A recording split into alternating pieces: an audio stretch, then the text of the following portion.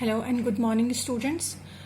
Today we will start the second topic of the life process chapter, and the second topic is respiration. Okay, तो respiration होता क्या है? ठीक है, हम बोलेंगे कि respiration का मीनिंग क्या होता है. respiration सिर्फ और सिर्फ सांस लेना ही नहीं होता. Okay, the definition of respiration is the process in which the cells of an organism obtain energy by combining oxygen and glucose is called respiration. It involves breathing.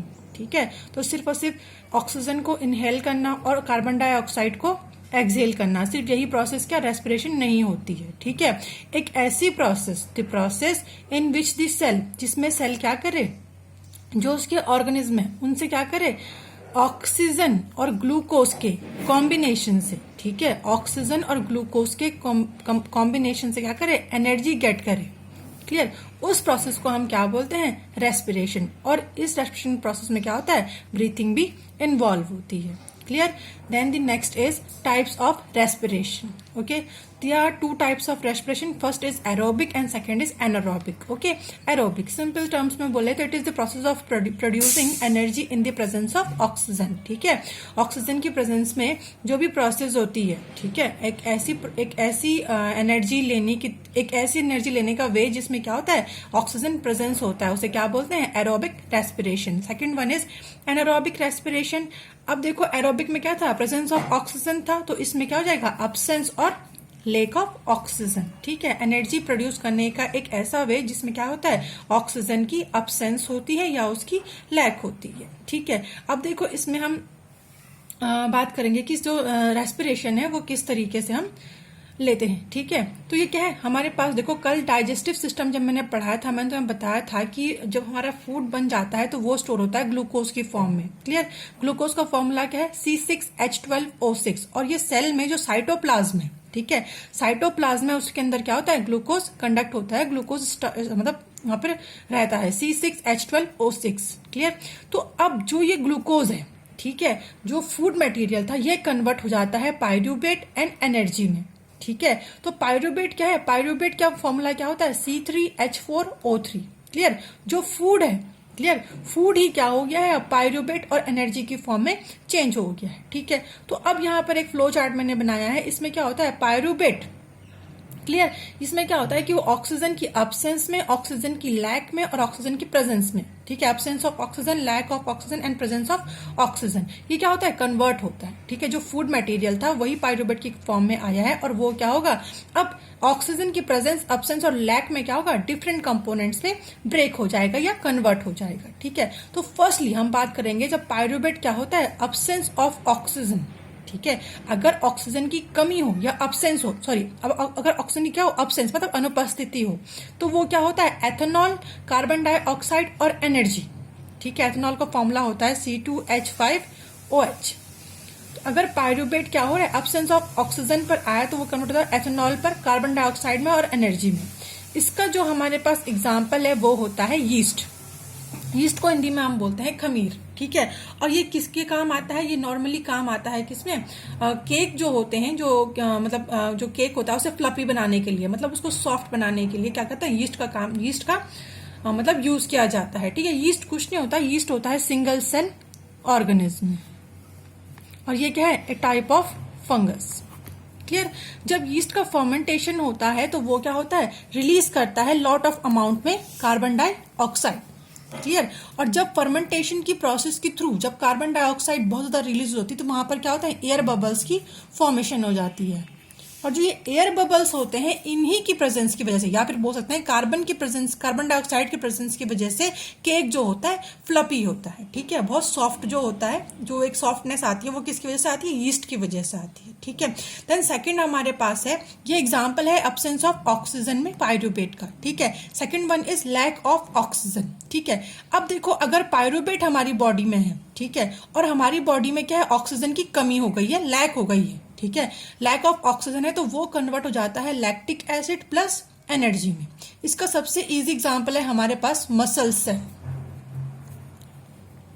ठीक है, ये कॉमन सा एग्जांपल है। अगर तुमने कभी वर्कआउट किया हो या कोई हार्ड वर्क किया हो तो क्या होता है, हमारी मसल्स में क्या होता है, जैसे हम कोई बहुत हार्ड काम कर रहे हैं, तो हार्ड वर्क कर रहे हैं, तो उस वक्त क्या होता है, हमारी मसल्स में क्या क्रैम्प पड़ जाते हैं या फिर स्लोली पेन होना स्टार्ट हो जाता है। ठीक है, तो वो किसकी वजह से हो गया, क्योंकि जो ऑक्सीजन है, ठीक है, जो ऑक्सीजन की अमाउंट थी वो हमारी बॉडी में जितनी उसकी क्वांटिटी है उतना वहां पर नहीं पहुंच पाई है। ठीक है, क्योंकि वहां पर क्या हो गया, लैक्टिक एसिड क्या हो गया, स्टोर हो गया, लैक्टिक एसिड क्या हो गया, जमा हो गया। ठीक है, तो इसलिए क्या होता है कि मसल्स में क्या होता है, क्रैम्प्स आने स्टार्ट हो जाते हैं। ठीक है, इसके अलावा थर्ड है हमारे पास प्रेजेंस ऑफ ऑक्सीजन।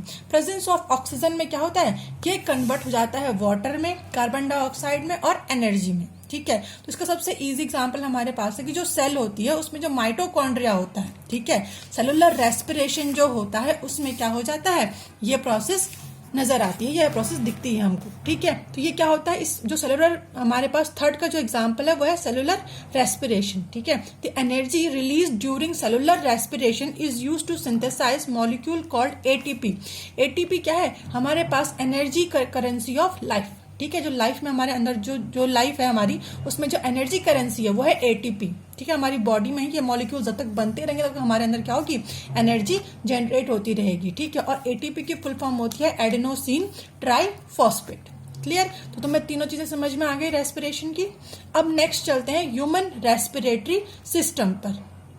ठीक है, तो ये डायग्राम है तुम्हारे पास ह्यूमन रेस्पिरेटरी सिस्टम का। क्लियर, ये नोज है, ये फायरनेक्स है, ये लैरिंक्स है, यहाँ पर ये लंग्स है, ये ट्रैकिया है हमारे पास, ये लैरिंक्स है हमारे पास, ये ब्रोंचाई है। क्लियर, ये सब हमारे पास क्या, ये नेजल कैविटी इसके नाक के अंदर होती है। ठीक है, यहाँ पर क्या है, ह्यूमन रेस्पिरेटरी सिस्टम की अगर हम बात करें तो इसमें क्या होता है, oxygen riched air is taken into the body through the nose. The air is filtered by fine hairs present in nose from knows.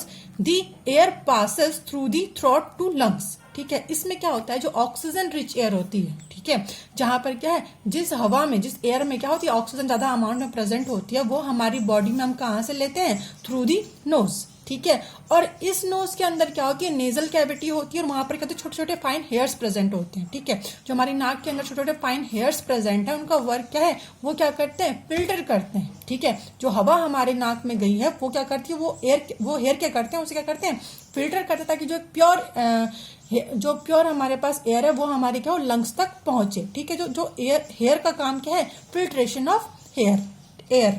ठीक है, तो यहाँ पर क्या हो जाता है, और फिर वो नाक की थ्रू क्या होती है, थ्रोट टू लंग्स। ठीक है, क्या हो जाती है, हमारे लंग्स तक पहुंचती है। तो ये पूरी प्रोसेस किस में होती है, ह्यूमन रेस्पिरेटरी सिस्टम में। देखो मैं तुम्हें बता रही हूँ बाय डायग्राम के थ्रू। ठीक है, देखो हवा जो होगी, जो एयर है वो जाएगी नाक के थ्रू। ठीक है, सबसे पहले हमने टेक किससे किया, उसे नोज के थ्रू। ठीक है, अब नोज के अंदर जो नेजल कैविटी है वहां पर क्या होगी, एयर क्या होगी, फिल्टर होगी और वहां से जाएगी फाइनेक्स पर। ठीक है, और फाइनेक्स से जाएगी लायनेक्स पर। ठीक है, और वहां से जाएगी ये ट्रैकिया पर, यहाँ पे ये ट्रैकिया तो हमें दिख रहा है, यहाँ पर आएगी और उसके बाद वो जाएगी कहाँ, हमारे लंग्स पर। लंग्स में जो हमारे पास ब्रोंचाई है वहां पर ये प्रेजेंट हो जाएगी। ठीक है, तो ये पूरी प्रोसेस किसकी हो रही है, ह्यूमन रेस्पिरेटरी सिस्टम की। ठीक है, अब देखो यहाँ तो हमारे पास वेरी इजीली तरीके से क्या हो गया, बहुत आसानी से क्या हो गया, हवा जो है नाक से क्या हो गई, ब्रोंचाई तक पहुंच गई। ठीक है, अब यहाँ देखो जो लंग्स हैं उस पर क्या होता है। ठीक है, the air passes divide into smaller and smaller tube and finally reach in alveoli. ठीक है, अब देखो जो यहाँ पर मैंने तो तुम्हें डिफरेंट पार्ट बताए हैं यहाँ पर। ठीक है, इसमें क्या हो जाता है हमारे पास, जो यहाँ पर ये फायरनेक्स है। ठीक है, फायरनेक्स कौन सा एरिया होता है, जो हमारे पास नोज और माउथ है। ठीक है, नोज और माउथ का जो एक कॉमन एरिया होता है उसे हम क्या बोलते हैं, फायरनेक्स बोलते हैं। ठीक है, लायनेक्स क्या होता है हमारे पास, जो लायनेक्स है वो करता है क्या, साउंड प्रोड्यूस करता है यहाँ पर। ठीक है, तो यहाँ पर जो पूरी की पूरी प्रोसेस है वो क्या हो जाती है, इस तरीके से लंग्स तक पहुंचती है। ठीक है, अब लंग्स क्या वर्क करते हैं, जो लंग्स है हमारे पास